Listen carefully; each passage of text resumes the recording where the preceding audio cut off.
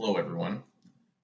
For this video, I want to talk about the sample literary analysis essay that I gave you, that essay about Pokemon, which was a student essay. It was something a student wrote for me a couple of years ago.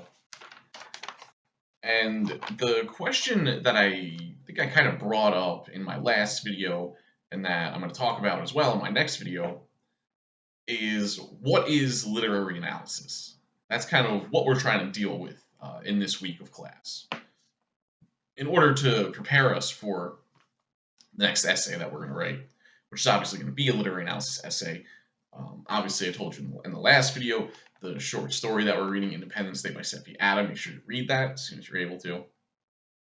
But yeah, let's get into this essay about Pokemon.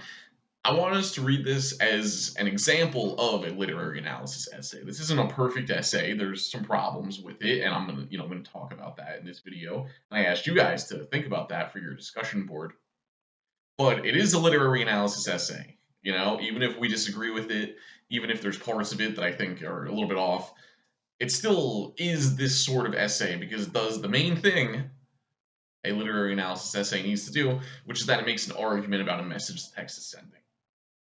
So let's get into the thesis here. Obviously, the topic that they're looking at is kind of like animal cruelty or animal rights, and they're asking the question, what does Pokemon have to say about animal cruelty or animal rights?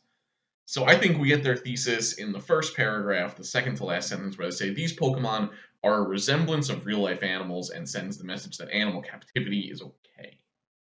So their argument here is that the message that Pokemon sends is that animal captivity, animal cruelty is okay. That's the argument that they're going with.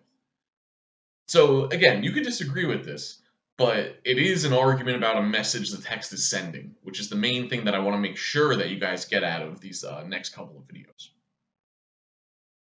So the argument here kind of relies on a comparison between Pokemon to real life animals. And I've had students say before, well, this is made up, Pokemon aren't real, so how could it be sending this message if it's this kind of fantasy, fictional thing? And I think when we're looking at art, the messages that art sends, it's always kind of metaphorical like this, where it's about Pokemon, but the message it sends has to do with real animals. I mean, first of all, a lot of Pokemon are just kind of like weird animals, like a lot of Pokemon are just like, what if there was a frog that was weird, or like what if there was like a really crazy turtle? So a lot of Pokemon are like clearly based on animals, like Squirtle or something like that. But other than that, I think just the way that Pokemon behave, the fact that they can't speak human languages, they can only say their names, the way they behave in the wild, just kind of roaming around forests and looking for food and stuff. I don't think it's going too far to say no, that's very much like real world animals, Obviously they have like special powers and stuff, and they can breathe fire and things like that. But it is like they are like real world animals in a lot of ways that I think there is evidence to say that based on the show. So once we kind of make that, once we establish that, then we say, well, isn't this show just kind of like they say in the essay in the second paragraph, they say this definitely reminds me of dog fighting, where dogs are forced into bloody battle for their trainer's amusement. Um, so yeah, that kind of becomes the next question then. If these are like real animals, then isn't the battling and fighting of them, isn't that something like dog fighting or cockfighting or that kind of stuff that we see in the real world, where it's I think a lot of the times we would look at that as being kind of abusive to the animals or whatever, at least not totally fair to the animals. So that I think is kind of the basis of their argument, is it kind of looking metaphorically at animals, at Pokemon as animals. But in any book that you've read, like if you guys ever read like Animal Farm or something like that in school, the way they always teach Animal Farm is that it's like a kind of metaphor for like the Russian Revolution or something. So when literature sends messages, it's always in this kind of metaphorical way. I just want to go through some of the other evidence that they have. On the second page in the middle paragraph, uh, they quote from something that says the amount of time that Pokemon spend stuffed in Pokeballs is akin to how elephants are chained up in train carts waiting to be let out to perform. So that's another example that they give, evidence that they give from the text is the whole thing of Pokemon being kept in Pokeballs, that you have to capture them into Pokeballs. And true, we don't know exactly what it's like inside of a Pokeball. I don't think they ever definitively show us. But I think we have to question, like, how come Pikachu doesn't want to go in a Pokeball? It seems like Pikachu is one of the smarter Pokemon. He's able to communicate with humans, I think, more than the other ones. But he hates the Pokeball, refuses to go into it, And I think it's like, yeah, it does kind of seem like a cage from that point of view. And then they just, another thing to consider is just like in the show, the Pokemon like faint or whatever, or like in like the Game Boy game that I used to play on Game Boy Color, they would like faint and you'd have to take them to the hospital. But it's like, okay, so you're telling me that none of these Pokemon have like, sustained injuries that like last for a long time, or that like no Pokemon has ever died in battle. I've had students tell me before that there is an episode where a Pokemon dies. I think it's like if a Charmander has like their tail, the fire on their tail like blown out, that they die or something like that. So like Pokemon, can die, and I don't know exactly what the healthcare system is wherever Pokemon is taking place. But it's like, okay, if your Pokemon gets a broken arm, like what do you do about that? They seem to heal very quickly, but still something to think about, right? Another point that they make here, I think this is actually an interesting point. Um, that they also say on the second page is that Pokemon are not meant to be captured, but instead exist for their own reasons. So this is something that I think you do hear a lot from like animal rights, or people who are against like eating meat and stuff like that.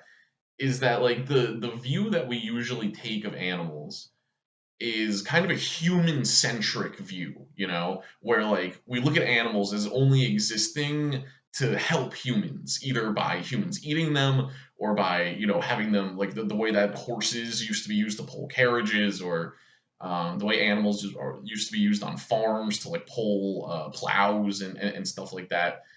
That we tend to view animals only in their relation to humans, to see animals as useful or worthwhile only in the ways that they help humans or do stuff for us.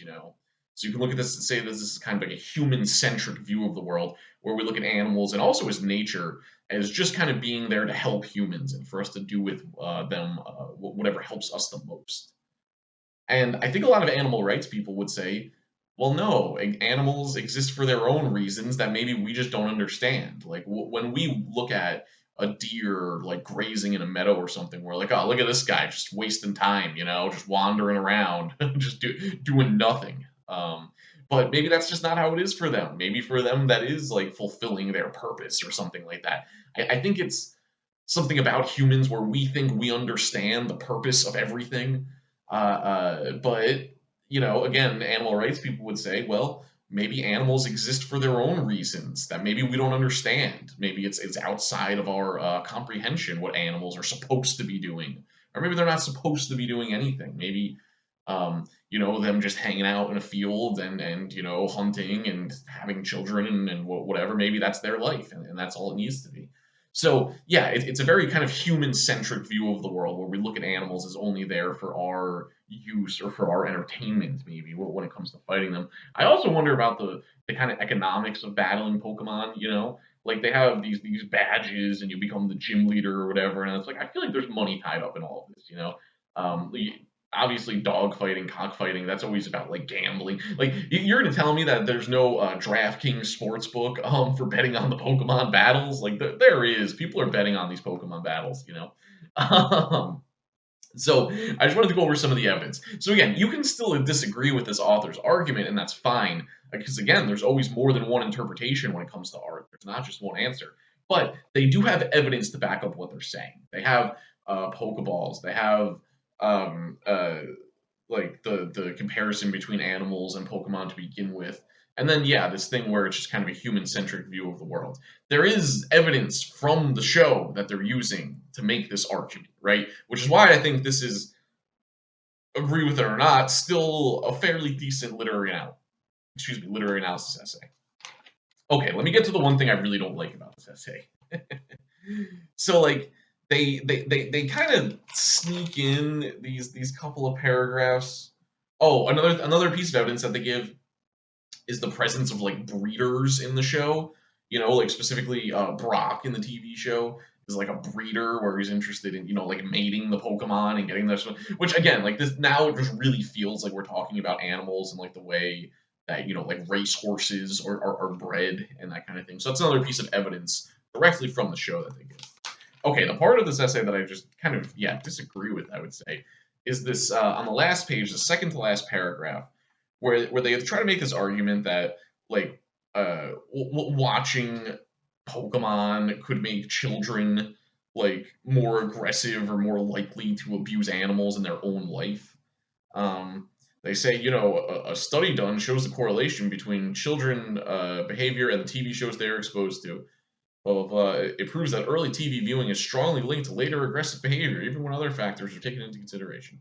I just kind of fundamentally disagree with this. At least like if what they're trying to say is that like watching a bad show, watching a show with like a bad message is gonna like make you more evil. That I just don't think is true. I don't think you're gonna watch Pokemon and then get turned into an animal abuser. I just don't think that's how it works. Obviously, a lot of us, I'm sure, watched Pokemon and then didn't become animal abusers, so we can testify to this ourselves. But I think if people try to like make this too simple, where they try to see like a direct uh, influence or correlation between like what you watch and then how you behave, I remember this from when I was growing up when it was like a thing with my friends and in our group and our parents of like whether or not we were allowed to play Grand Theft Auto, because obviously Grand Theft Auto is just a game about murdering people and stealing money from them and stealing cars and crashing them and all the things like that. And so they would say, oh well, do we want our kids to be exposed to these messages? Well, what if our kids become murderers then? Or like this was something like that was honestly used like